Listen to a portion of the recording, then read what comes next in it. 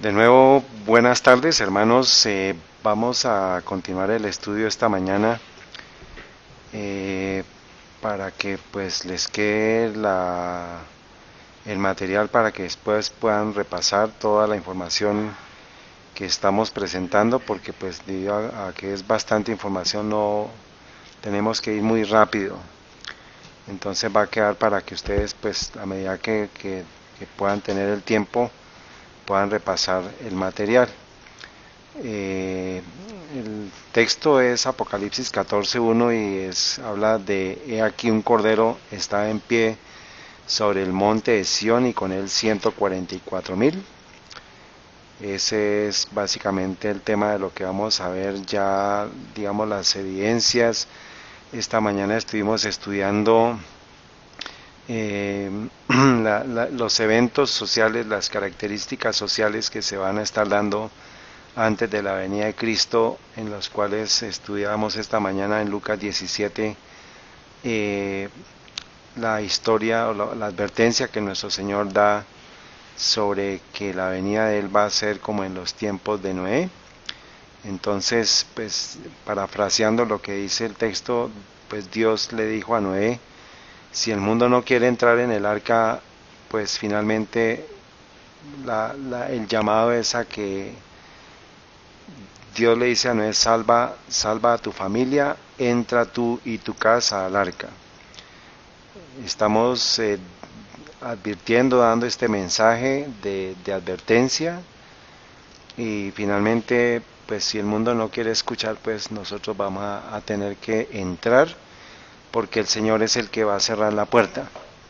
Acuérdense en la historia de Noé, Dios le dio la instrucción. Aquí vemos, pues es muy bien recreado digamos, esta arca, ¿no? Aquí vemos a los animales entrando de dos en dos. Pues debió haber sido así, ¿no? Como una plataforma, porque la puerta estaba en la parte de arriba y esa puerta la cerró Dios. Entonces, pues todo esto sí tuvo que haberse dado para construir el arca. Pues no sabemos, dice la hermana White que en esa época la madera era tan dura como la piedra, ¿no? Entonces era una arca que pues pudo aguantar todos los embates. Entonces eso es parte también de lo que debemos construir: un arca en nuestra familia segura, ¿no? Que sea lo suficientemente adecuada y con las propiedades, los materiales, pero sabemos a qué tipo de arca se está haciendo referencia en este tiempo, y lo vamos a ver al final. Entonces, pues también es un llamado, hermanos, a que Dios nos dice a nosotros: si el mundo no quiere entrar en el arca, pues al menos me está diciendo a mí: salva a tu familia, entra tú y tu casa. ¿Mm? Porque pues como dice Josué, ¿qué es lo que dice Josué? Mi casa y yo serviremos a Jehová. Muy bien. Y en la historia de Lot también vimos pues que como va a ser en los tiempos de Lot, así va a ser la venida. Dios le dice a Lot: salva a tu familia, sal de Sodoma. Entonces pues todo lo que se está dando en el mundo entero, hermanos, va a ser tan fuerte la presión que va a haber. La hermana White dice que los tiempos serán acortados, porque de lo contrario, la simiente de Dios, el pueblo de Dios, sería contaminado con todo lo que estamos viendo del tema de la sodomía. Y eso es fácil verlo, ¿no? La influencia de la educación, la influencia del medio, pues hace que poco a poco se vaya dando la costumbre y finalmente la persona termina, pues como dice el dicho, ¿no? El que anda con lobos aprende a aullar. Entonces, esta mañana estuvimos viendo cómo a través de la extrema izquierda se ha legalizado el aborto, se ha dado el matrimonio homosexual, y esto es querer legalizar la inmoralidad. Se dio por decreto la inmoralidad. Ahora la extrema derecha va a hacer lo contrario, pues va a legalizar, va a prohibir el aborto, va a prohibir el matrimonio homosexual, va a legislar sobre las libertades que se dieron antes. Eso significa legalizar la moralidad. Esto es el efecto y que es la reacción. ¿Mm? Entonces, este es como el resumen, que es la antítesis. La tesis es, pues, es que se legalizó la inmoralidad en todo el mundo. Esto arrancó en la Revolución Francesa, debido a que pues esa fue como la revolución que dislocó el mundo moderno, el mundo moderno. Entonces eso se hizo a través de una revolución. Se pasó de unos patrones conservadores a unos patrones totalmente liberales, al punto que incluso en la Revolución Francesa se trató de cambiar el ciclo de la semana. De 7 días se pasó a 10 días, pero finalmente se devolvió porque no pudieron hacerlo. Entonces, todo ese ejercicio, todo ese aprendizaje que se ha dado en la humanidad, pues en esta generación que estamos viviendo, de acuerdo a las profecías, no va a repetirse más. O sea, esta es la generación que va a tener que enfrentar la gran crisis final, el tiempo de tribulación. Y pues la síntesis es la legalización de la moralidad, en la cual se va a dar el no al aborto, no a todo lo que tenga que ver con el movimiento LGBT, y va a venir a la derecha. O sea, eso es lo que sabemos, y el ala derecha es la que va a dar la ley dominical, eso digamos la que va a impulsar la ley dominical. Entonces, pues vimos que el objetivo de oculto de Satanás pues es destruir la simiente, que es el matrimonio de Dios, o sea, la simiente de Dios por medio del matrimonio dado por Dios, y destruir por suplantación el gemelo del matrimonio de Dios. O sea, el matrimonio se suplantó por uno falso, que es hombre con hombre, mujer con mujer, 2 con 2, 3 con 3, todos contra todos. Ese es la suplantación del matrimonio de Dios, y ahora se va a querer hacer la suplantación o la destrucción del otro gemelo del matrimonio de Dios que vimos esta mañana, que es el sábado. Entonces aquí vemos que hay un matrimonio verdadero, pero se va a suplantar por un matrimonio falso. Y aquí vemos a un sábado verdadero que se va a suplantar por un sábado falso. Entonces ya vimos todas las estrategias que se están dando del tema del aborto, del tema de la homosexualidad, es para atacar el gemelo de el matrimonio verdadero, y lo ha suplantado por uno falso. Y al hacerlo se va a legalizar la moralidad para que vuelva el supuesto matrimonio verdadero, pero ya forzado. Eso va a ser lo mismo que se va a repetir, se va a duplicar el modelo para lo que tiene que ver con el sábado. O sea que esta es la prueba que nos dice la profecía que se va a dar. Digamos, esto es como, ya se tocó el matrimonio, ahora lo que falta es que se toque el sábado. Vamos a confirmar con la historia, con la profecía bíblica, si efectivamente esto, pues la mayoría de nosotros lo sabemos porque hemos sido educados en una fe adventista, pero hay mucha gente que no lo sabe, y esto es parte de querer compartir con estas personas esa información. Entonces ustedes ya lo saben, pero pues no sobra recordarlo, ¿no? Entonces, ¿cómo va a suplantar el segundo gemelo, que es el sábado dado por el Creador? Entonces, pues es simplemente seguir el modelo de cómo lo hizo cuando se dio los ismos, el ateísmo, toda la revolución que se dio, todo el dislocamiento social que se dio a través de la Revolución Francesa.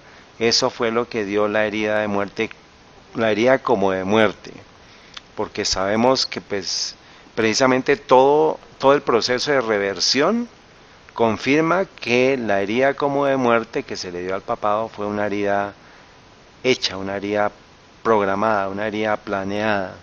Entonces, no podemos negar la historia porque la historia nos ayuda a confirmar cómo se va a repetir el proceso. Entonces, esas son las pistas O sea, las claves que nuestro Señor nos ha dejado, que la historia se repetirá, pero se va a repetir a la inversa. Si nosotros vemos la secuencia, por ejemplo, de Daniel 2, estamos viendo de nuevo el proceso, pero a la inversa.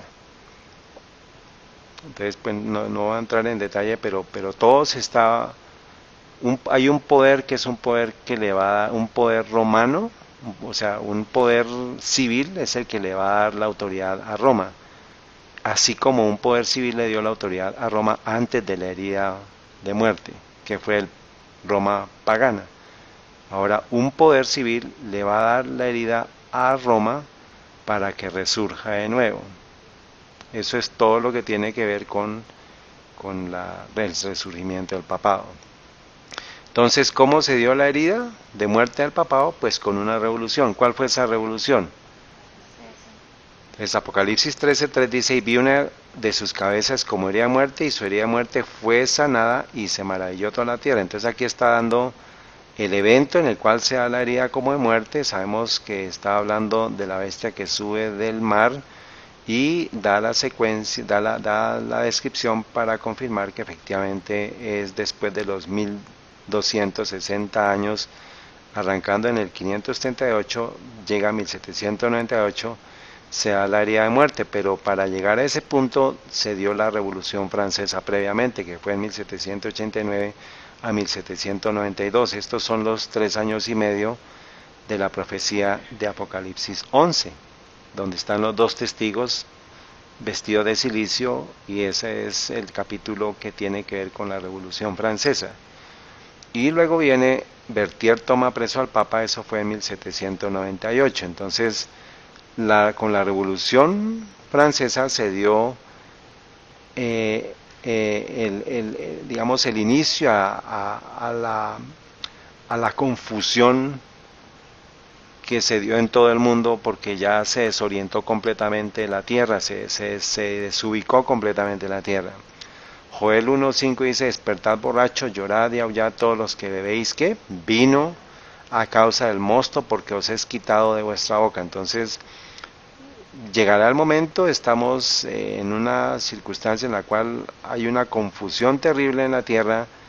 Dice Apocalipsis 14:8, y otro ángel le siguió diciendo, ha caído Babilonia, aquella gran ciudad, porque ella ha dado a beber a todas las naciones del vino de la ira de su fornicación. Es el mismo vino que está mencionando Joel 1:5, es Babilonia la que está dando esto. Y pues hay una mujer que está al timón del barco llamado mentira, ¿no? Que es como la confusión, y pues está emborrachando al mundo. Entonces primero está mandando todo hacia la izquierda, se mandó por una revolución, ya esto lo habíamos visto hace mucho tiempo. El secularismo es sin religión, ateísmo sin Dios, evolucionismo sin creador, liberalismo sin límites, humanismo está centrado en el hombre, el centro es el hombre, no existe Dios, agnosticismo, no hay certeza, y todos los ismos.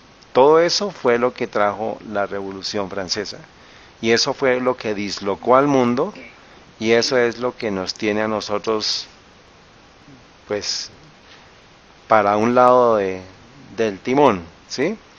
Pero entonces, esto no ha sido por casualidad.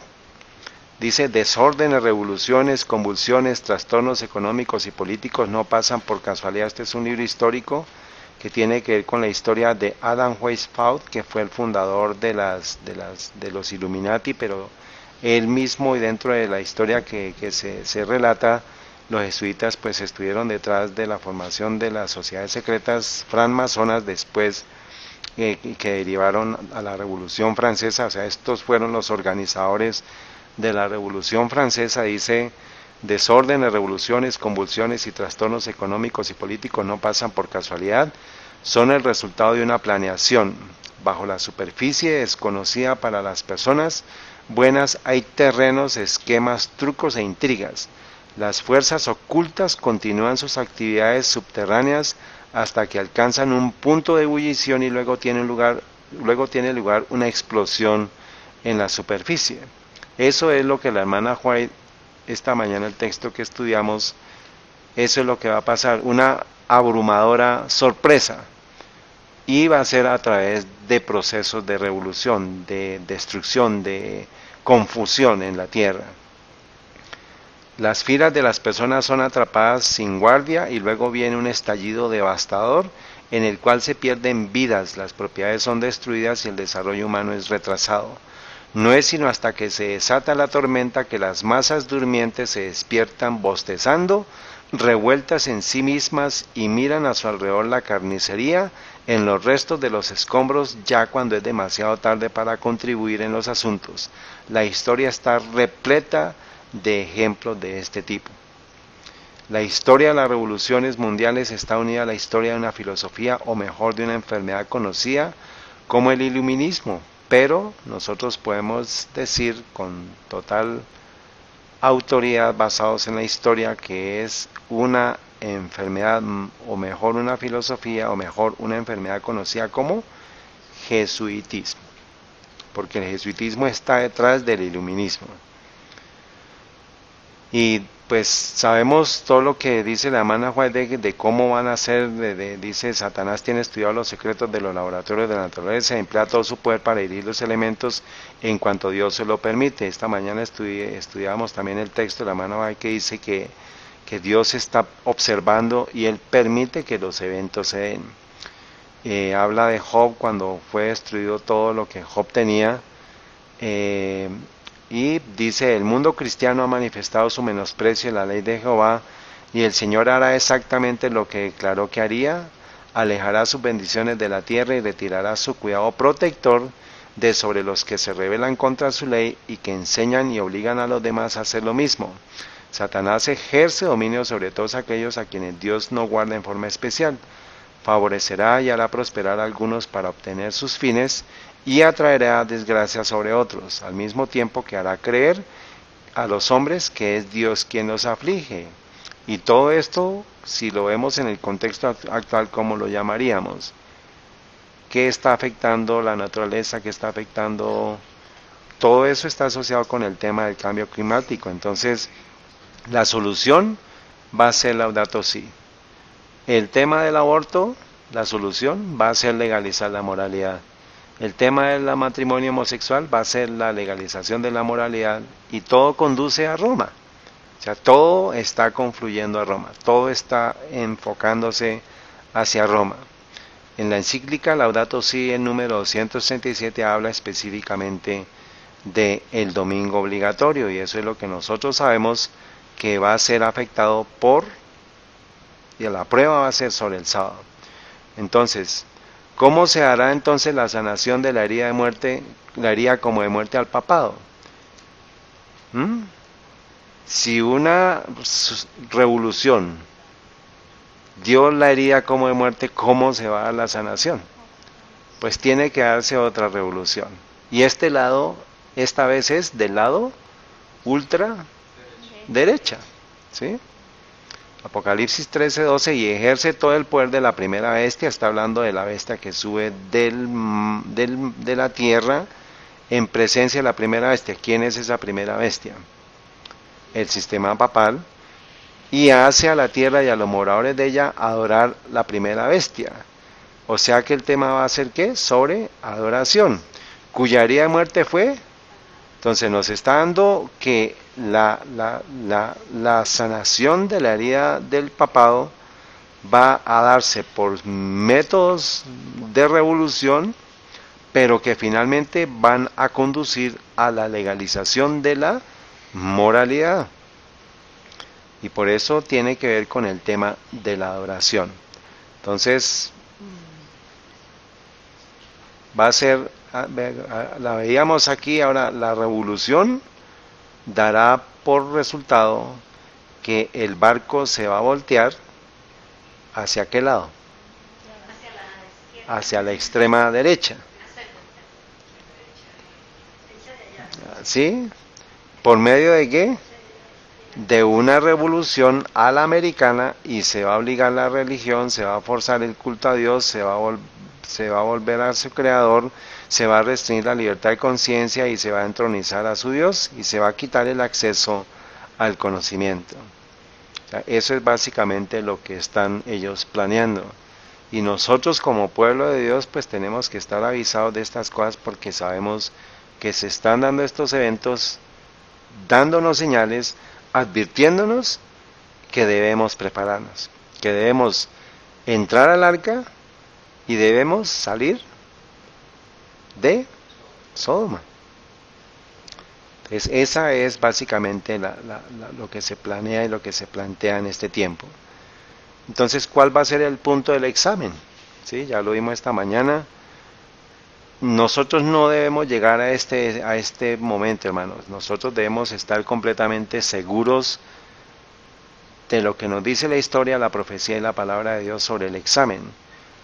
No podemos ser tomados por sorpresa. El mundo va a quedar así, el mundo sí va a estar sorprendido y se van a enfermar por eso. Dice en la Gran Controversia, página 644 y 645, sin embargo, esta misma clase de gente asegura que la corrupción se va generalizando más y más y debe achacarse en gran parte a la violación del así llamado Día del Señor Domingo, y que si se hiciese obligatoria la observancia de ese día, mejoraría en gran manera ¿la qué? La moralidad social. Entonces, en esto se sostiene especialmente ¿dónde? En los Estados Unidos de Norteamérica, donde la doctrina del verdadero día de reposo, o sea, el sábado, se ha predicado con más amplitud que en ninguna otra parte. O sea, el tema de la moralidad, ¿en dónde va a estar hablándose? En Estados Unidos, y eso es lo que estamos viendo ahorita. O sea, estamos justo en este tiempo, hermanos. Dice aquí la obra de la temperancia. Entonces la temperancia tiene que ver para nosotros con qué.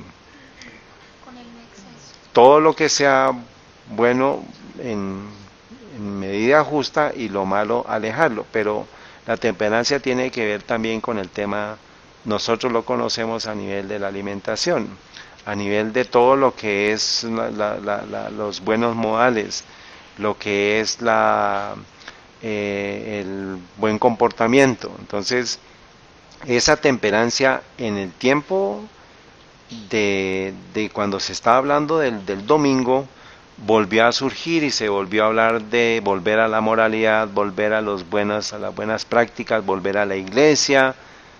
Eso es básicamente lo que va a llevar al extremo conservador a poder, digamos, tener la plataforma sobre lo que detrás van a haber cosas buenas y se va a aparentar que es bueno, pero detrás nosotros sabemos que es la serpiente, el veneno de la serpiente. Lo dice más adelante este artículo. Dice, la obra de la temperancia, una de las reformas morales más prominentes y más importantes, es a menudo combinada ¿con qué?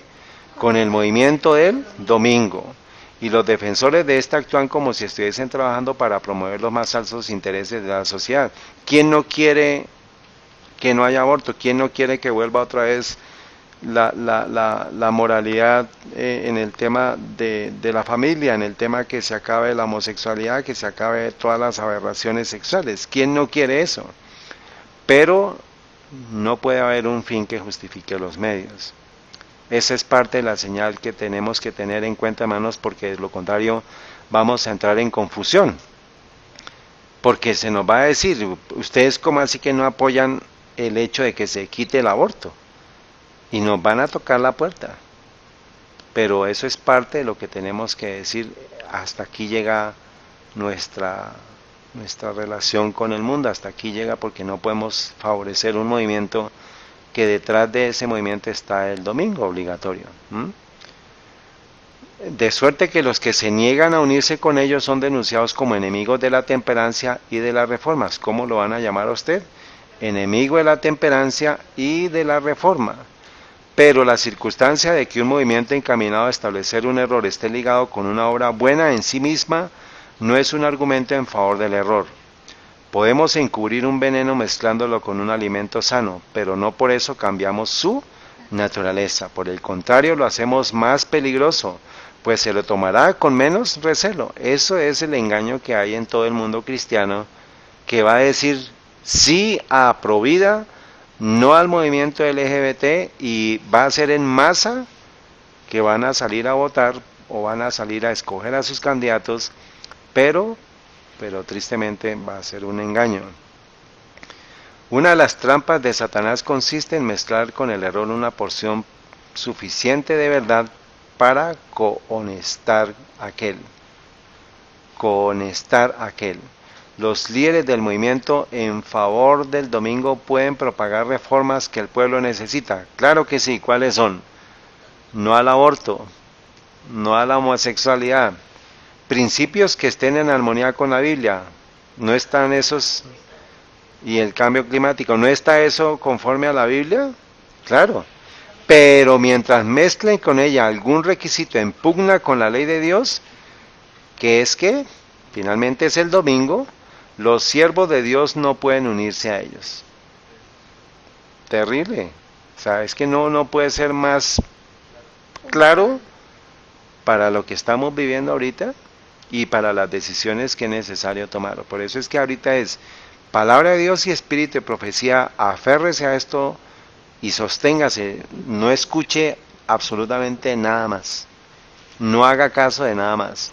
Y si tiene usted que entregar su vida, pues esa es la hora que el Señor lo ha llamado. Y Padre, aparte de mí esta copa, pero no se haga tu voluntad, no se haga mi voluntad, sino la tuya. Nada puede autorizarnos a rechazar los mandamientos de Dios para adoptar los preceptos de los hombres. Entonces, estamos advertidos de esto que se va a dar. Entonces, como el tema es la moralidad, es el tema, sabemos por medio de la palabra de Dios que es la adoración. Esto significa, hermanos, que todos los sismos, aquí como lo estamos viendo, y como lo vimos en la serie de los 25 varones, el ateísmo finalmente es una adoración a Satanás. Todos los sismos finalmente conducen a una adoración a Satanás. La homosexualidad es un culto a Astarte, a Acera, que tiene parte al culto a Baal. Entonces todo está asociado con adoración. La extrema izquierda mandó todos los sismos, pero detrás de eso Satanás puso una máscara, se disfrazó de ateísmo, se disfrazó de los sismos, pero detrás está un tema de adoración, que es satánica. Satanás se goza con ese tipo de ismos y está finalmente recibiendo adoración, porque si no está Dios, ¿quién está presente? Y está recibiendo la oración él. Entonces, la extrema derecha, ¿qué va a hacer? Pues va a legalizar la adoración. Entonces, ¿ven? Adoración acá, izquierda, y adoración derecha. Esa es la confusión que el mundo no entiende. Esto es lo que el mundo no entiende que está pasando. Pero nosotros sí. Esa es parte de lo que tenemos que ayudar a que las personas entiendan en dónde estamos y cuál es la decisión. Usted debe quedarse completamente en el centro. ¿Por qué? Porque es la única posición que lo va a salvar a usted. Pero esa posición implica Biblia y espíritu de profecía. Y esto, donde hay más energía potencial. Energía cinética. Muy bien.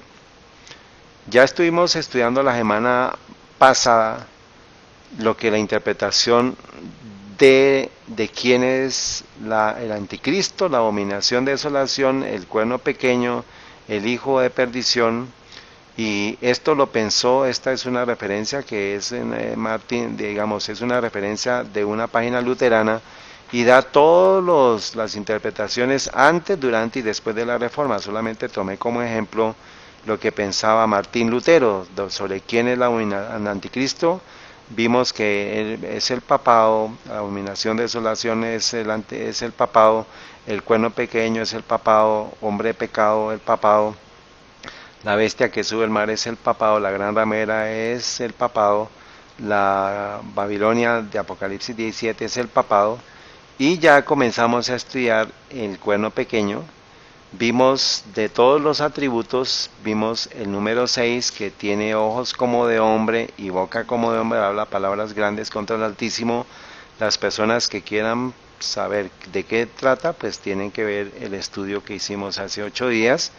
Hoy vamos a tocar la novena característica, que es pensar a cambiar los tiempos y la ley. Solamente me voy a enfocar en la ley, no voy a tocar los tiempos porque es otro estudio. Y para efecto de lo que pues nos compete, solamente voy a mencionar lo que es la ley. Entonces, ¿cuál va a ser el punto del examen? 0 o 10, vida eterna o muerte eterna, y sabemos que tiene que ver con el tema de adoración. Ya la semana pasada estuvimos estudiando, solamente me voy a enfocar al tema de la adoración. Dice Apocalipsis 14:9, y el tercer ángel le siguió diciendo en altavoz: si alguno ora a la bestia, que sabemos que es el Roma papal, y a su imagen, ese protestantismo apóstata, y recibe la marca, es el domingo obligatorio, en su frente, ya sea por voluntad o por conciencia, o en su mano, que tiene que ver con el hacer, labor, el trabajo. Con su boca, entonces, ¿qué dice el cuerno pequeño del anticristo? Que es su marca. Entonces, como sabemos que es el tema de adoración, entonces, ¿cuál es la marca de ellos? ¿Cuál es qué es lo que hay detrás de esa marca? Esto es lo que les digo, que nosotros lo sabemos, pero el mundo no lo sabe. Entonces, dice la observancia del domingo. Vamos a comenzar a ver textos de la Iglesia Católica, fuentes católicas, para que confirmemos de la boca de ellos, con la boca del cuerno pequeño, que es el sistema papal, que es el anticristo, que es la marca de ellos. Dice, la observancia del domingo de parte de los protestantes es un homenaje que ellos, los protestantes, rinden muy a pesar a la autoridad de la Iglesia Católica. Aquí están las referencias, ustedes pueden buscarlas, consultarlas. Todas son referencias católicas. Dice, quizás lo más atrevido, el cambio más revolucionario que la Iglesia jamás haya hecho, ocurrió en el primer siglo. La historia demuestra que fue siglos más tarde. El día santo, el Shabbat, fue cambiado del sábado al domingo. Se eligió el día del Señor, se refiere al domingo, no por ninguna indicación dada en las Escrituras, sino por el sentido que tenía la Iglesia de su propio poder. Aquellos que creen que las Escrituras deben ser la única autoridad deberían, en lógica, convertirse ¿qué? En adventistas y observar la santidad del sábado.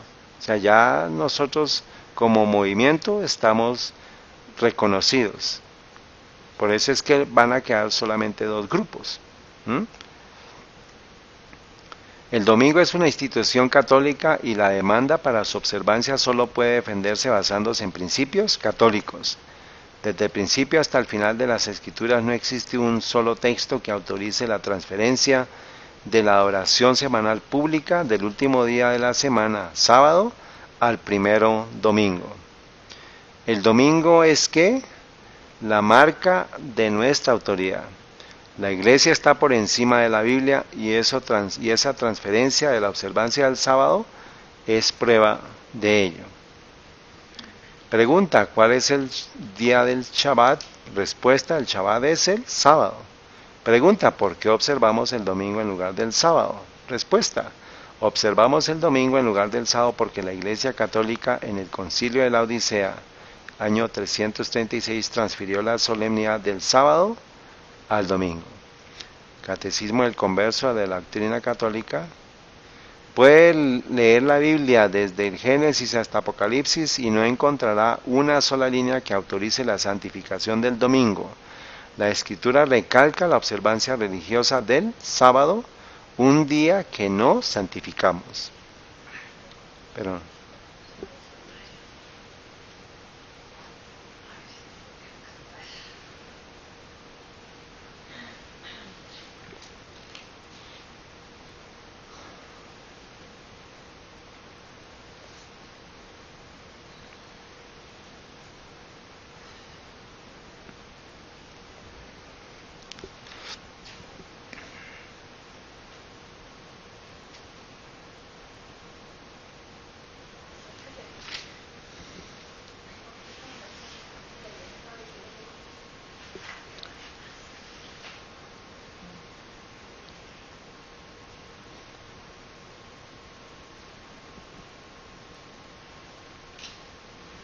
Bueno, vienen varias.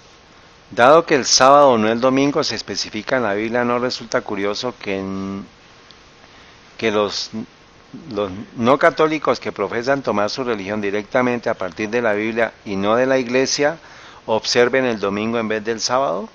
Desde luego es inconsistente, pero ese cambio se hizo 15 siglos antes de que naciese el protestantismo, y por ese tiempo la costumbre se observaba universalmente. Han continuado la costumbre a pesar de que descansa sobre la autoridad de la Iglesia Católica y no sobre un texto explícito de la Biblia. Pregunta: ¿los protestantes al trabajar en el día del sábado o el séptimo día de la semana siguen con ello a la Escritura como regla de fe? Respuesta: no. Antes, al contrario, no pueden justificar su modo de obrar sino apoyándose en la tradición. Trabajando en sábado, ellos violan un mandamiento de Dios. Acuérdate de santificar el sábado. Mandamiento que no aparece abrogado en ninguna parte de la Escritura. Pregunta: ¿la santificación del domingo como día de reposo está explícitamente confirmada en la Escritura? Respuesta: no, ciertamente. Sin embargo, todos los protestantes consideran como obligatoria la santificación de ese día. Decir que se santifica el domingo en memoria de la resurrección de Cristo es afirmar que se obra sin apoyarse para nada en la Escritura. Lo mismo se podría decir que se debe guardar el jueves, porque en ese día Jesús subió al cielo y reposó, después de la gran obra de la redención humana. ¿Por qué somos católicos y no protestantes? Pregunta: ¿tiene usted otra manera de probar que la Iglesia Católica tiene poder para decretar las festividades?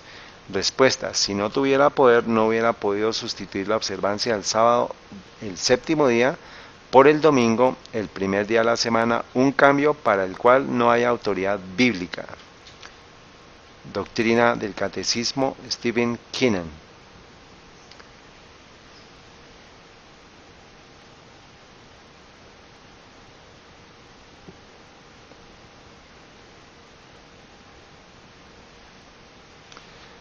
Entonces, si el domingo, primer día de la semana, obligatorio, es la marca de la bestia, ¿qué preguntaríamos? ¿Cuál es necesariamente el sello de Dios para ser librado de las 7 plagas finales? Porque el tema es que dice: si adoras a la bestia o a su imagen o recibes la marca, recibirás las plagas. Entonces, pues tenemos que saber cuál es el sello de Dios. Entonces, pues de nuevo, ahora, como hicimos, vamos a hacer lo mismo, pero con la boca de Dios. Ya ahorita vimos cómo la bestia habló y dijo cuál es su marca.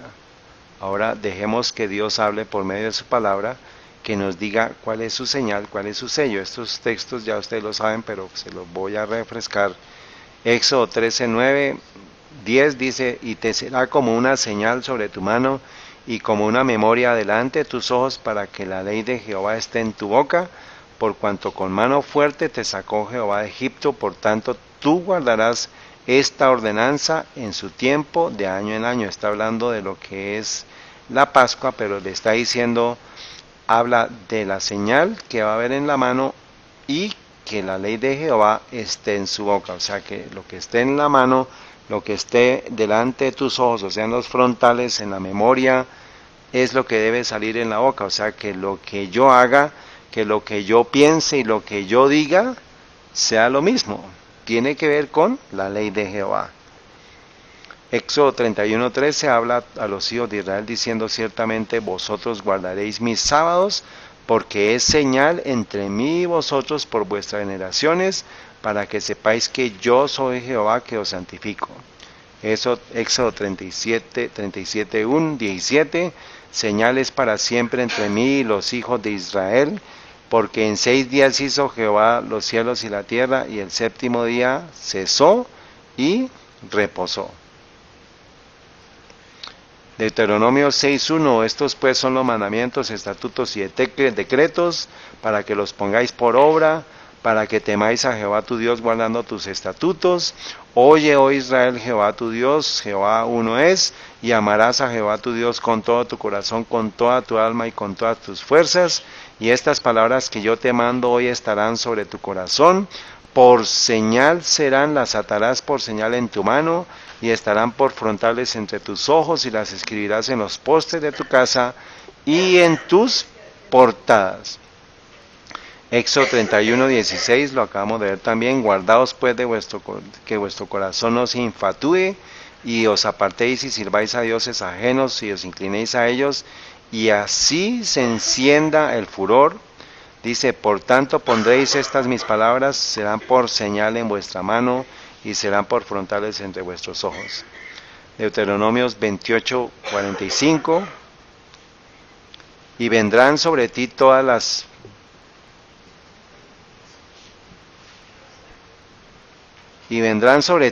estas maldiciones y te perseguirán y te alcanzarán hasta que perezcas, por cuanto no habrás atendido la voz de Jehová tu Dios para guardar sus mandamientos y sus estatutos que él te mandó, y serán en ti por señal y por maravilla y en tu simiente para siempre. Isaías 18:16, ata el testimonio, sella la ley entre mis discípulos. Isaías 8:20, a la ley y al testimonio, si no dijeren conforme a esto es porque no les ha amanecido. Ezequiel 20:12, les di también mis sábados que fuesen por señal entre mí y ellos para que supiesen que yo soy Jehová que los santifico. Ezequiel 20:20, y santificad mis sábados y sean por señal entre mí y vosotros para que sepáis que yo soy Jehová vuestro Dios. Entonces aquí está dando claramente las evidencias que son los mandamientos de Dios, son una señal entre Dios y su pueblo, que se selle esa ley entre los frontales, que sean los sábados por señal, que santifiquemos los sábados, que sean por señal entre Dios y su pueblo. Y Juan 13:19 dice, desde ahora os lo digo antes que suceda, para que cuando suceda creáis que yo soy. Entonces él nos está advirtiendo todo esto, que esto viene en camino. Dice Satanás y el conflicto final. Está tomado de Maranata, el Señor viene, página 167. Y hablará parábolas contra el Altísimo, y a los santos del Altísimo quebrantará, y pensará en cambiar los tiempos y la ley. Estamos estudiando la ley, cómo se cambió, y serán entregados en su mano hasta tiempo y tiempos y medio tiempo. Estos son los 1260 años de supremacía papal. Y está citando Daniel 7:25. Durante la dispensación cristiana, el gran enemigo de la felicidad del hombre hizo al sábado del cuarto mandamiento objeto de ataques especiales. Satanás dice, obraré en forma contraria a los propósitos de Dios, daré a mis secuaces poder para desechar el monumento de Dios el séptimo día como día de reposo. ¿Quiénes son los secuaces de él? ¿Cuál es el poder que está gobernando el mundo? El sistema papal, los jesuitas. Así demostraré al mundo que el día santificado y bendecido por Dios fue cambiado. Ese día no vivirá en la mente del pueblo, borraré su recuerdo. Por eso es que nos dice, y las repetirás a tus hijos y serán por señal, y las pondrás en las paredes al entrar, al salir. Por eso es que repítale a su simiente cuál es la ley de Dios. Y repasémosla para que podamos recordarla. Borraré su recuerdo, dice Satanás, pondré en su lugar un día que no lleva las credenciales de Dios, un día que no puede ser una señal entre Dios y su pueblo. Induciré a los que acepten este día a que lo revistan de la santidad que Dios dio al séptimo día. Mediante mi vicerregente me exaltaré a mí mismo. ¿Quién es este vicerregente? El papado. Vicerregente. O sea, como el vicegobernador, el que está cogobernando con él. El primer día será ensalzado y el mundo protestante recibirá este falso día de reposo como verdadero. ¿No está el mundo protestante ya engañado, hermanos? ¿No está el mundo protestante apoyando toda la agenda pro vida, pro moralidad? Mediante el abandono de la observancia sabática que Dios instituyó, haré despreciar su ley. Haré aplicar a mi día de reposo las palabras, señal entre mí y vosotros, por vuestras edades. Se falsificó el matrimonio, se va a falsificar ahora el sábado verdadero. Si ya se pudo falsificar el matrimonio, hermanos, ¿cuál es el siguiente gemelo a ser tocado? El sábado. Maranata, el Señor viene, página 167 para el 3 de junio. De esta manera el mundo llegará a ser mío, seré gobernante de la tierra, príncipe del mundo, regiré de tal modo los ánimos que estén bajo mi poder que el sábado de Dios será objeto especial de desprecio. Una señal, yo haré que la observancia del séptimo día, por favor presten atención, sea una señal de deslealtad hacia las autoridades de la tierra.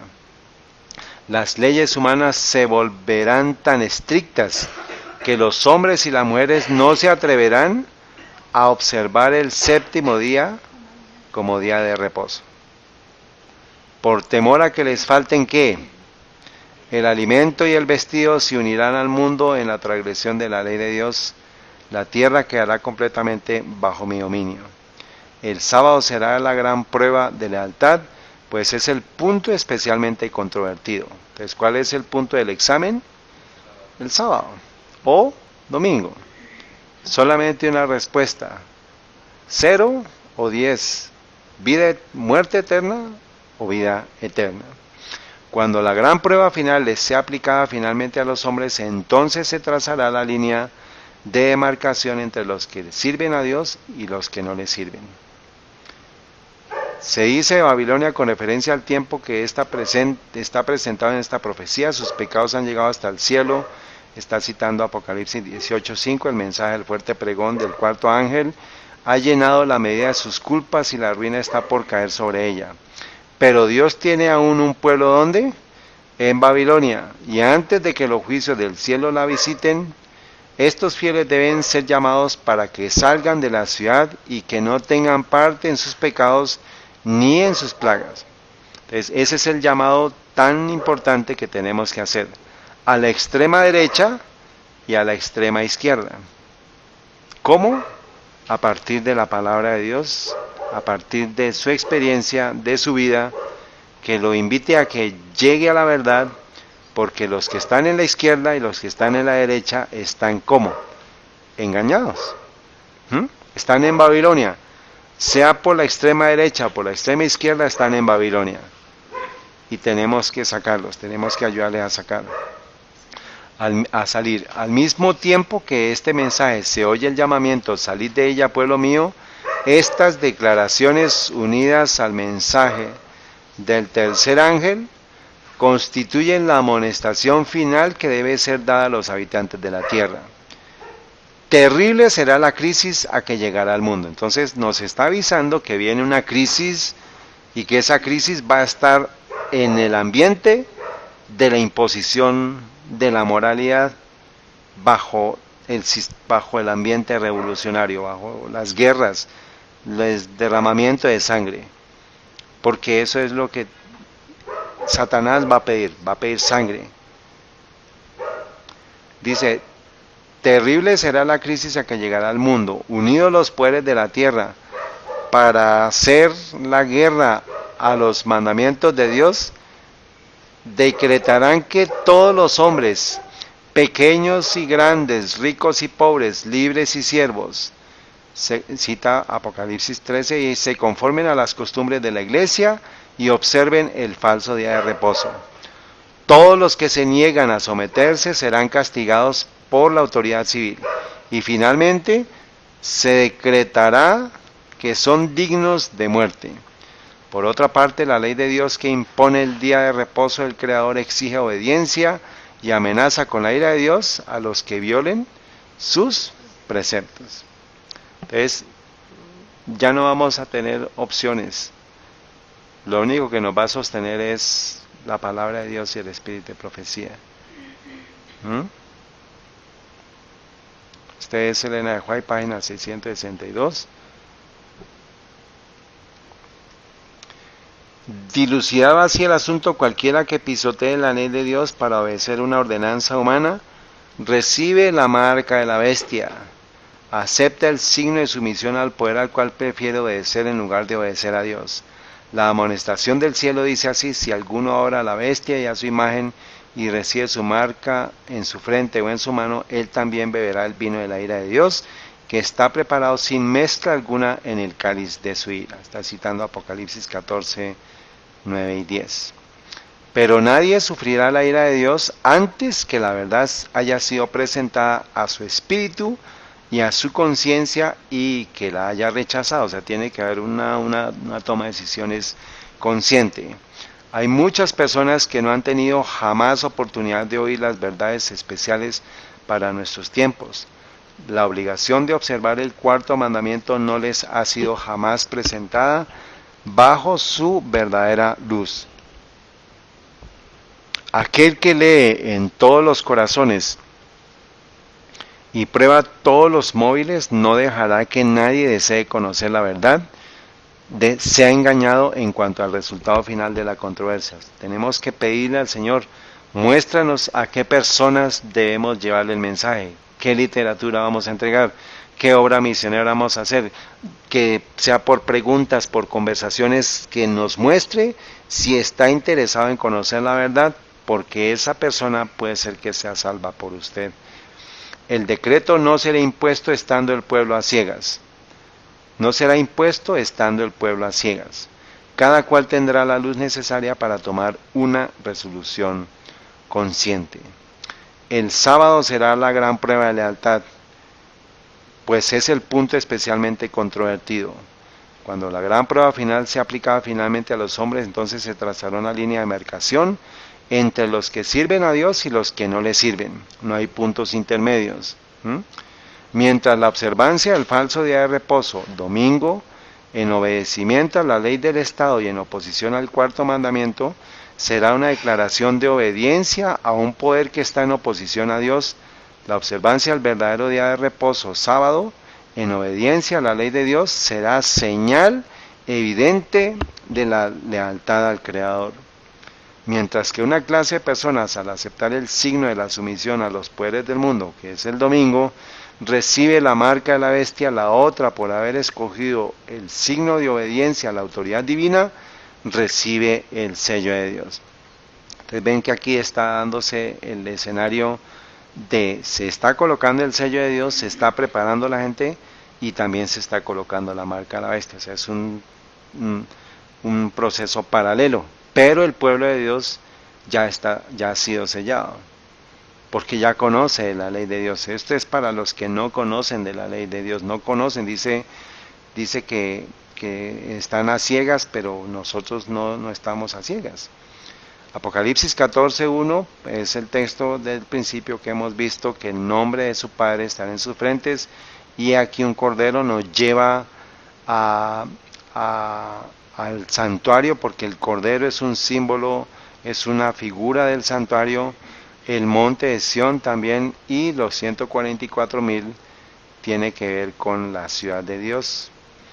Luchemos con todo el poder que Dios nos ha dado para estar entre los 144,000 y hagamos todo lo que podamos para ayudar a otros a ganar el cielo. Aquí no se trata de quiénes son, o sea, si es literal o es simbólico. Tenemos que esforzarnos para estar en ese grupo. Debemos tener un intenso interés en Cristo Jesús, porque Él es nuestro Salvador. Él vino a este mundo para ser tentado en todos los puntos como nosotros, para demostrarle al universo que en este mundo de pecado los seres humanos pueden vivir vidas que Dios aprueba. Entonces, hemos visto, hermanos, que el camino hacia el santuario es lo único que va a ayudar a que nosotros estemos preparados para ese momento, que seamos sellados con el sello, para que seamos partícipes de los 144,000. Tenemos que terminar con el santuario, porque es la única forma de poder llamar al mundo, llamarlos que salgan de Babilonia, que salgan del pecado, que salgan. Esto es para cualquier persona que tenga cualquier pecado de la familia LGBTXYZ, que haya cometido abortos, que haya cometido homicidios, que haya mentido. es un llamado a que entre al santuario, que se arrepienta, que confiese sus pecados, que muera al yo y que sea bautizado. Y luego que entre al lugar santo, que haya una transformación del carácter, la semejanza de Cristo por medio del Espíritu Santo, la palabra, la oración y la testificación, y luego que podamos estar preparados para el proceso de glorificación. Hebreos 10:14, porque con una sola ofrenda hizo perfectos para siempre a los santificados. Entonces se hace la ofrenda en el atrio, pero estamos en el lugar santo, y el Espíritu Santo también nos da testimonios, porque después que había dicho, este es el pacto que haré con ellos después de aquellos días, dice el Señor, daré mis leyes en sus corazones y en sus mentes las escribiré. Entonces daré mis leyes que están en el lugar santísimo y las escribiré en sus corazones, porque estamos en el lugar santo, y en sus mentes las escribiré. Y nunca más me acordaré de sus pecados, que son los pecados que hemos renunciado de afuera del campamento, e iniquidades, pues donde hay remisión, la remisión se da en el lugar santo, en el santuario, en el atrio, en el altar del sacrificio, y no hay más ofrenda por el pecado. ¿Dónde se hace la ofrenda? En el atrio, por el pecado, que es lo que está afuera del campamento. Jeremías 31 hasta el 34 me dice que él va a hacer un pacto que con la casa de Israel, que es el pueblo santificado. Después de aquellos días, dice Jehová, daré mi ley en sus entrañas y las escribiré en sus corazones, y yo seré su Dios y ellos serán mi pueblo, y no enseñarán más ninguno a su prójimo ni ninguno a su hermano, diciendo, conoce a Jehová, porque todos me conocerán, desde el más pequeño de ellos hasta el más grande. ¿Por qué? Porque todos, desde el más pequeño hasta el más grande, vamos a estar experimentando el proceso de la santificación.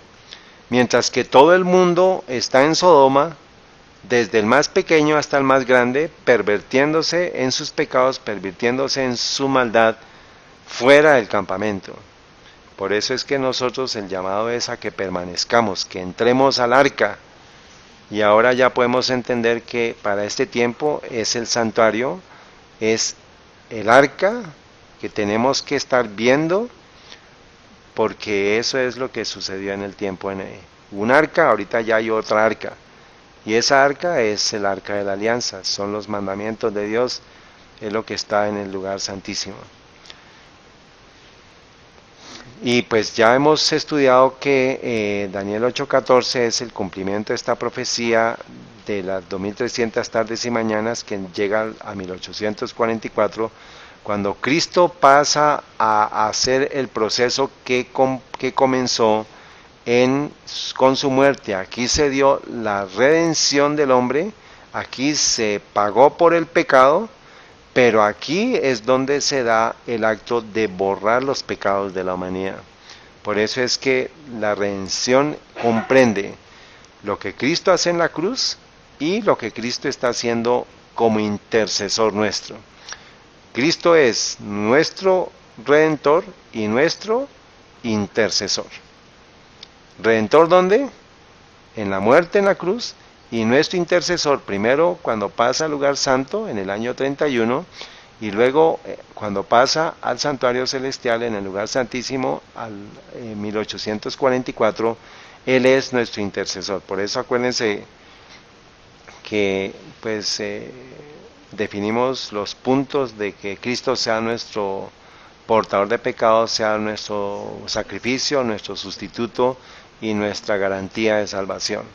Entonces aquí ya va a haber dos grupos: el pueblo de Dios que está por fe en el lugar santo, viendo el arca, el lugar santísimo. Esto es adoración hacia el templo y su arca, esto es adoración al Creador, esto es guardar el sábado, que está justo en este lugar, está frente al sumo sacerdote y estamos en el lugar santo, y pues estamos viendo el arca. Y el pueblo de Satanás que regresa al mundo, a Egipto, viendo otra arca que es adoración hacia el oriente, y su arca falsa, adoración solar a la creación, o sea, el domingo. Vemos aquí a la arca de Anubis, que es como el arca de Anubis, que está postrándose. Estos son los 25 varones de Ezequiel 8:16, para que pues, las personas que estén interesadas estudien. Y aquí vemos el arca. Entonces estamos exactamente en el mismo circunstancias que en el tiempo de Noé. Dios dice: entra al arca. A Noé y a nuestra generación nos está diciendo: entra al lugar santo, porque es la única forma para poder ver el arca del pacto. ¿Y cómo entramos al lugar santo? Pues habiendo entrado por el atrio y habiendo pasado por la puerta del atrio. Habiendo pasado por el atrio y sí, llegando a la puerta del campamento. Entonces, esto lo habíamos hecho, pero hay una pequeña corrección que vamos a hacer. Este es como comprimir lo que es el proceso de nuestra transformación, este es el proceso del cristiano. Aquí tenemos el proceso del santuario, y vamos a verlo en otra perspectiva. Entonces, los 4 principios que estuvimos estudiando y que los hemos repasado: primero es que Cristo sea mi portador de pecados, que lo hace aquí cuando entra el animalito. Cuando entra el animalito, colocaba las manos sobre el animal y lo declaraba el portador de los pecados. Eso es lo que tenemos que hacer con Cristo. Eso significa que tenemos que confesar nuestros pecados sobre Cristo. Que Cristo sea mi sacrificio. El sacrificio se hacía en el ala derecha del altar, y esto significa que yo transfiero mis pecados en el primer punto, pero el acto de matar al Cordero es el acto que nuestros pecados matan a Cristo. Por eso es lo que tenemos que estar reflexionando día tras día, hora tras hora, en lo que es la muerte de Cristo, porque Él murió por tus pecados y por mis pecados. Y por eso yo estoy transfiriendo los pecados al Cordero. Y por eso necesito recordar diariamente esta experiencia. Que Cristo sea mi sustituto en el santuario. Estamos haciendo todo este proceso para que las personas que no entienden el mensaje del santuario lo puedan entender, y lo podamos nosotros también validar y recordar con ellos, y explicarles que todo eso tiene que ver con la vida de Cristo.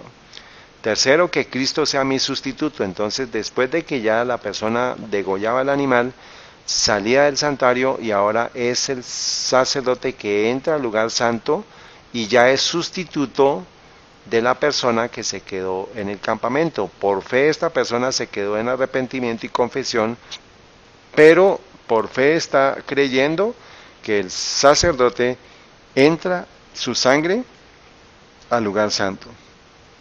Y ahora que Cristo sea mi garantía de salvación y limpieza, es creer que Él en el día de expiación entra para purificar los pecados de Él, de su casa, del pueblo. Y esto comenzó a darse en 1844. Bueno, entonces podemos nosotros verlo a nivel gráfico, que cada una de las fases de la vida de Cristo nos debe dar una luz, nos debe dar una experiencia mayor. Por ejemplo, entonces, los que estaban en la época del antiguo Israel, ellos podían ver solamente lo que era las ceremonias del santuario, porque no habían visto a Cristo. Pero ya en el tiempo que viene Cristo, los discípulos pudieron ver todo lo que fue la experiencia de Cristo, tipificada, representada en los símbolos del santuario. Pero ya esto ha avanzado y nosotros estamos a puertas de la venida de Él, y nosotros tenemos que ver toda la experiencia que nos pueda ayudar en el proceso de santificación. Entonces, aquí estamos nosotros, aquí está Juan David, aquí está Sol, aquí está Nico, Santiago. Todos los que estamos aquí estamos representados en este punto. Ya hemos salido, ya por fe estamos aquí en la tierra, pero nuestro corazón y nuestras intenciones, nuestras oraciones, nuestro estudio de la Biblia nos hace estar en el lugar santo. esperando la venida de Cristo y nos hace que estemos en el lugar santo, pero estamos físicamente aquí en la tierra. Pero tenemos que estar viendo el santuario siempre. Entonces, ¿qué es lo primero que vemos nosotros? La puerta. ¿Qué es quién? Cristo. Entonces, eso me tiene que dar a mí una luz. Proyecta una luz sobre mí. ¿Mm? Ahora, más adelante, vemos la experiencia de Cristo. Cristo se hace hombre, Cristo crece, Cristo cumple las profecías, es sacrificado en el altar del sacrificio en el año 31, es crucificado, y eso me da a mí también, ¿qué? Una luz, más luz. Ahora, Cristo entra al lugar santo, asciende al cielo, empieza la obra. Este trabajo lo encontramos en lo que es Apocalipsis del 1 al 3, todo lo que es la experiencia de la dispensación cristiana. Esta es la dispensación hebrea, y a partir de la entrada de Cristo al atrio, a lo que fue la tierra, ya comenzó la dispensación cristiana. Y esta dispensación cristiana nos lleva hasta la segunda venida de Él. Pero este trabajo de Cristo en el lugar santo también me aporta una luz adicional. Entonces yo voy a estar viendo la puerta, que es Cristo, voy a estar viendo su muerte, su intercesión, voy a estar viendo su vida en el lugar santo, de cómo Él es mi intercesor, porque aquí fue mi redentor, pero aquí ya pasa a ser mi intercesor ante el Padre Celestial. Pero en 1844 comenzó el proceso del juicio, de la purificación del santuario, y eso también me aporta a mí una luz, más luz. Entonces yo estoy viendo cada uno de los pasos de la vida de Cristo, siguiéndolo hacia el santuario, y estoy a la espera del mayor de los eventos, que es que la venida de Cristo, que es cuando el sumo sacerdote sale del santuario, sale del lugar santísimo, va a pasar al lugar santo, viene aquí a la tierra, y viene ¿por quién? Por aquel que estuvo recibiendo la luz, acepta a Cristo como Salvador, reconoce su muerte en la cruz, acepta su mediación en el lugar santo, acepta su mediación en el lugar santísimo, y acepta que está viniendo, y que esta mediación en el lugar santísimo es el borrado de sus pecados. O sea que cuando Él venga, ya sus registros van a estar como totalmente limpios. Y esto es el santuario, hermanos. Esta es la luz de la aurora, el camino al trono del Padre. ¿Sí vemos la luz? ¿Vemos el santuario? Y aquí está todo el proceso. Entonces aquí vemos que Cristo es mi portador de pecados, que Cristo es mi sacrificio, que Cristo es mi sustituto, y que Cristo finalmente va a ser mi garantía de salvación. Proverbios 4:18, mas la senda de los justos es como la luz de la aurora, que va en aumento hasta que el día que es perfecto. Esa es la luz que tiene que ayudarnos. Si una persona salta cualquiera de estos procesos, va a dejar de recibir la luz, no va a poder tener la luz completa del mediodía. Apocalipsis 22:11, el que es injusto, ¿dónde se ubica el injusto? Afuera, ¿no? Sea injusto todavía. Y el que es sucio, ensúciese todavía. Y miren lo maravilloso, hermanos. Y el que es justo, ¿dónde se justifica el hombre? En el atrio. Y el que es santo, santifíquese todavía. ¿Sí lo vemos? Ya vemos el santuario ahí. Justificación para pasar a la santificación. Colorcitos para que los tengamos en cuenta. Antes de que sea la glorificación, por eso es que tenemos que seguir el proceso. La intercesión de Cristo en beneficio del hombre en el santuario celestial es tan esencial como el plan de salvación, como lo fue su muerte en la cruz. Entonces vemos aquí la intercesión de Cristo en el lugar santo y en el lugar santísimo. Por medio de su muerte dio inicio a esta obra, para cuya conclusión ascendió al cielo, después de su resurrección, Por la fe debemos entrar velo adentro, donde Jesús entró por nosotros como precursor. ¿De qué velo está hablando aquí? Del velo, no, del que va del atrio al lugar santo. Allí se refleja la luz de la cruz del Calvario, entonces por eso es que nos refleja una luz. Allí podemos obtener un discernimiento más claro de los misterios de la redención. La salvación del hombre se lleva a cabo a un precio infinito para el cielo. El sacrificio hecho se corresponde con las más amplias exigencias de la ley de Dios quebrantada. ¿Quién quebranta la ley? ¿De qué color está? Está en el campamento. Jesús abrió el camino al trono del Padre. ¿Dónde está el trono del Padre? En el lugar santísimo. Y a través de su mediación pueden ser presentados ante Dios los deseos sinceros de todos los que se allegan a Él con fe. Entonces, la ley de Dios quebrantada va a ser vindicada por el pueblo que está en ¿qué lugar? En el lugar santo.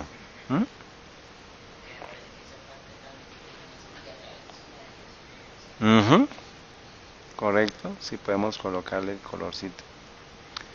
Filipenses 2:5, haya pues en vosotros esta mente que hubo también en Cristo.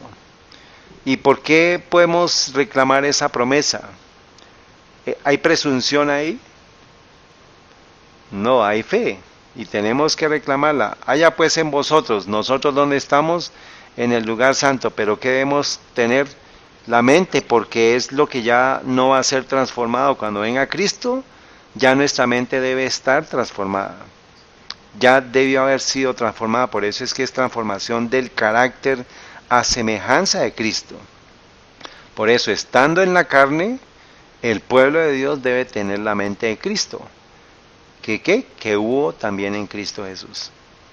¿Está bien? Entonces es una responsabilidad y es una necesidad, o sea, no hay puntos intermedios, no hay cómo dudar que necesitamos tener la mente de Cristo.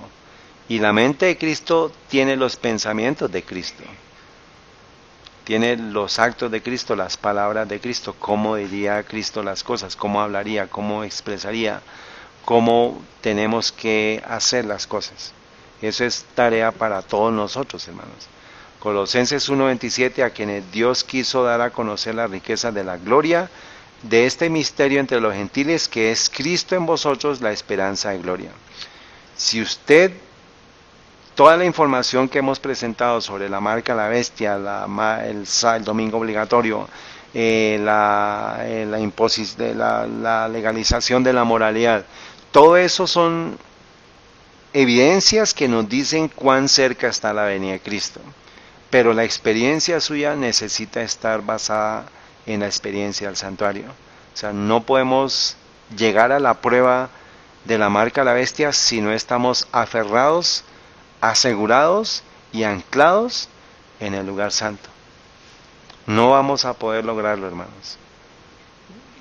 A quienes Dios quiso dar a conocer las riquezas de la gloria de este misterio entre los gentiles, que es Cristo en vosotros, la esperanza de gloria. Miremos estos textos que nos confirmen lo que estamos diciendo. Cuando el fruto fuere producido, luego se mete la hoz porque la siega es llegada. Cristo espera con un deseo anhelante la manifestación de sí mismo en su iglesia.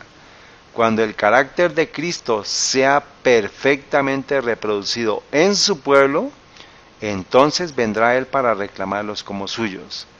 Todo cristiano tiene la oportunidad no solo de esperar, sino de apresurar la venida de nuestro Señor Jesucristo. Si todos los que profesan el nombre de Cristo llevaran fruto para su gloria, cuán prontamente se sembraría en todo el mundo la semilla del Evangelio. Aquí es una pregunta: ¿dónde están mis frutos? ¿Cómo estoy haciendo yo la obra? ¿A quién estoy yo compartiendo esta información? ¿Qué literatura estoy compartiendo? ¿Qué obra misionera estoy haciendo? ¿Qué cosas estoy haciendo? Eso es una respuesta que tiene que darse cada uno. Rápidamente maduraría la gran cosecha final y Cristo vendría para recoger el precioso grano. Apocalipsis 22:4, y verán su rostro y su nombre estará en sus frentes. Ahora, ¿qué es lo que vamos a estar estudiando, hermanos, y qué es lo que nos debe ocupar la mente. Dice, el tema central de la Biblia, el tema alrededor del cual se agrupan todos los temas, todos los demás, es el plan de la redención, la restauración de la imagen de Dios en el alma humana. O sea, todo esto tiene que ver con el trabajo hecho por Cristo para que el hombre llegue a ser semejante a Dios, tenga el carácter de Dios, tenga el pensamiento de Dios, y lo vimos, que tenga la mente de Cristo. Pero no es que lleguemos a ser como Dios, sino que vamos a ser semejantes a Él. O sea, somos copias de Él, no somos iguales a Él porque no podemos ser iguales. Pero Él nos da la potestad, nos da las facultades, nos da las promesas, que si Él cumple, entonces, ¿estamos seguros que Él vino? ¿Que Él es la puerta? Sí. ¿Estamos seguros que Él fue crucificado? Sí. ¿Estamos seguros que Él ascendió al cielo? Sí. ¿Estamos seguros que Él ascendió para oficiar como sumo sacerdote en el lugar santísimo? Sí. Y entonces tenemos que estar seguros que Él volverá, pero para que Él vuelva debemos tener la restauración de la imagen de Dios en nosotros. O sea, si Él lo promete, si Él lo está diciendo, pues tengo que yo creerlo. Desde la primera insinuación de esperanza que se hizo en la sentencia pronunciada en el Edén hasta la gloriosa promesa del Apocalipsis, y verán su rostro y su nombre estará en sus frentes, el propósito de cada libro, o sea que esta es la última promesa de la palabra de Dios, y verán su rostro y su nombre estará en sus frentes. Dice, el propósito de cada libro y pasaje de la Biblia es el desarrollo de este maravilloso tema, la restauración del hombre, el poder de Dios, que nos da la victoria por medio de nuestro Señor Jesucristo. El tema de la redención es uno que los ángeles desean mirar, será la ciencia y el canto de los redimidos a lo largo de las eternas edades de la eternidad. No es digno de un cuidadoso pensamiento y estudio ahora, por eso es que tenemos que pasar tiempo meditando en el plan de la redención, en Cristo, en su sacrificio, en la obra de Él, en el Calvario, porque todo eso es básicamente donde arranca el plan de la redención. Digamos, arranca con la venida de Él, con la vida de Él, pero ya la profecía y lo que se cumple es con relación a la muerte, al ofrecimiento de la sangre de Él a cambio nuestro. El infinito amor y la misericordia de Jesús, el sacrificio hecho en nuestro nombre, exige la reflexión más seria y solemne. Si estamos a puertas del cumplimiento de todas las profecías, hermanos, no nos debería hacer doblemente o triple o 10 veces más exigente la reflexión sobre este tema, porque pues ya se está cumpliendo todo. Entonces, ¿en dónde están mis pensamientos? ¿Dónde está mi vida? ¿Qué cosas estoy haciendo? Y podemos estar cambiando la salvación por un plato de lenteja. Y el sábado es eso, y por eso es que es importante que entendamos qué decisión estamos tomando diariamente, semanalmente, para saber si estamos queriendo honrar a Dios con todo nuestro corazón en un sábado. O sea, cada sábado es un experimento más, o sea, es una oportunidad más para poder consagrarnos a Él, porque esa va a ser la prueba. El sábado va a ser la prueba. Entonces, qué bueno es que cada vez seamos más conscientes de la delicia que debe ser el sábado para nosotros. Mientras contemplamos los temas celestiales, nuestra fe, debemos meditar sobre la misión de quien vino a salvar a su pueblo de sus pecados. Mientras contemplamos los temas celestiales, nuestra fe y nuestro amor se harán más fuertes y nuestras oraciones serán cada vez más aceptables para Dios. O sea, el tema de la redención, el tema de la cruz, el tema de la contemplación de las escenas finales de Cristo va a hacer que nuestras oraciones sean cada vez más puras, hermanos, más sinceras, porque lo que vamos a querer pedir finalmente es la transformación de nuestro carácter, que logremos tener victoria sobre el pecado. Dice, porque se mezclarán cada vez más con la fe y el amor. Serán inteligentes y fervientes. Habrá más confianza constante en Jesús y una experiencia diaria y viviente en su poder para salvar al máximo al máximo a todo el que venga a Dios por medio de él. Entonces, no hay otro camino. Cristo es el camino. Si usted quiere ir a Dios, tiene que entrar por la puerta. Tiene que mirar el sacrificio de Él, tiene que mirar la obra de Él en el lugar santo, tiene que entender la obra en el lugar santísimo y tiene que esperar la venida de Él. ¿Por quién va a venir? Por los que lo esperan.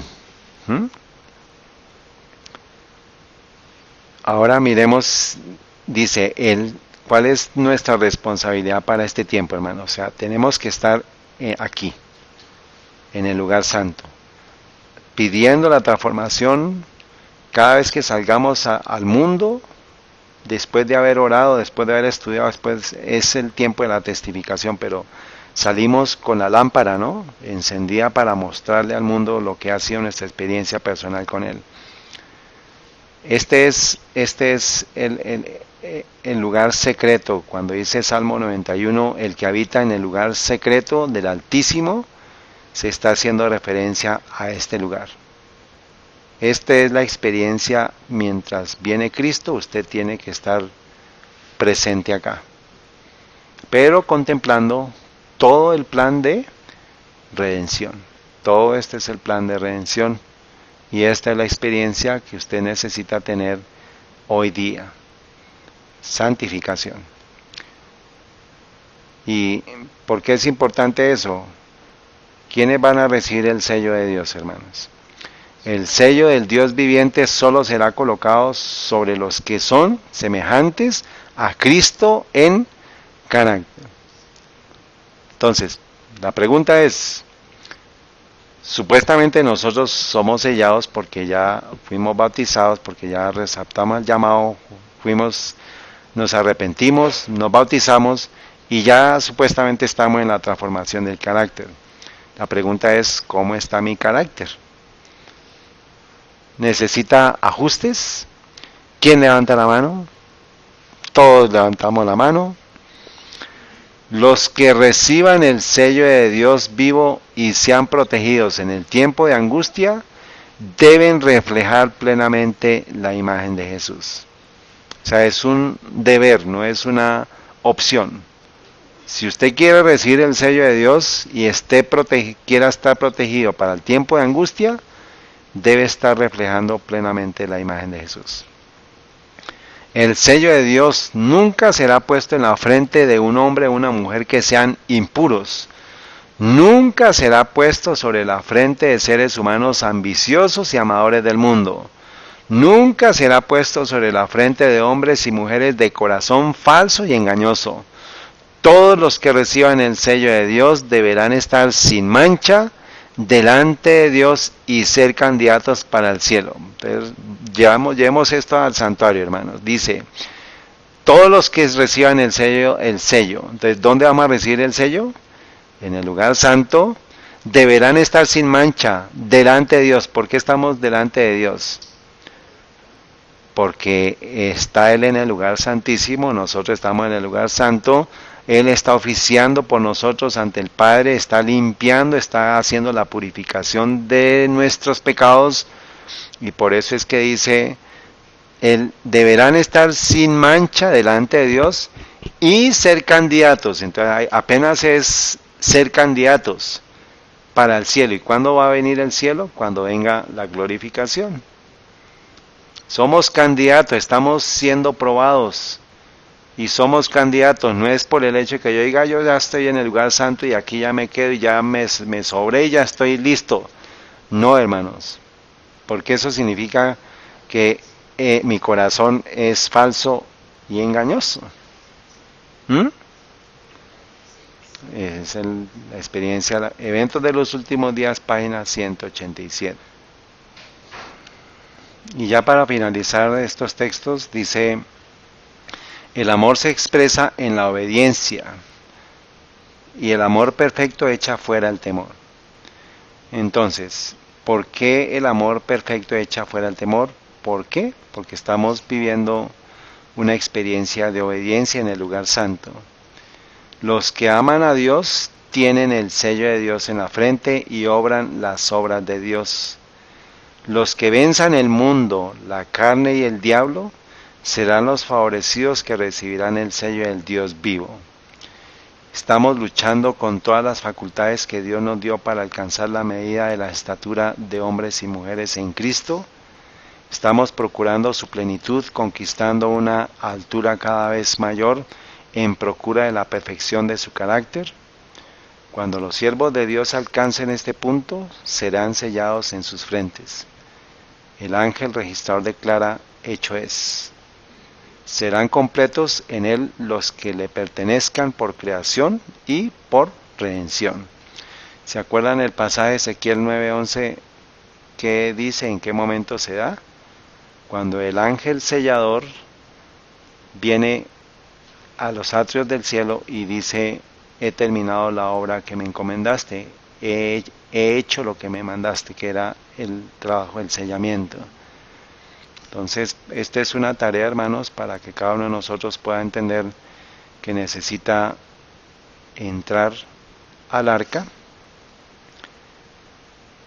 Si el mundo no quiere entrar en el arca, pues necesitamos como mínimo buscar la salvación de nuestra familia y entrar nosotros y nuestra casa, porque muy pronto se va a dar el cierre de la puerta. Y ahora pues ponga usted aquí su nombre, ¿no? Dios dice a cada uno de nosotros: si el mundo no quiere entrar en el arca, pues tenemos que buscar salvar a nuestra familia, entrar nosotros y entrar a nuestra casa. Y también pues Lot dice: salva a tu familia, sal de Sodoma. Dios nos está diciendo a cada uno de nosotros: salva a tu familia, sal de Sodoma.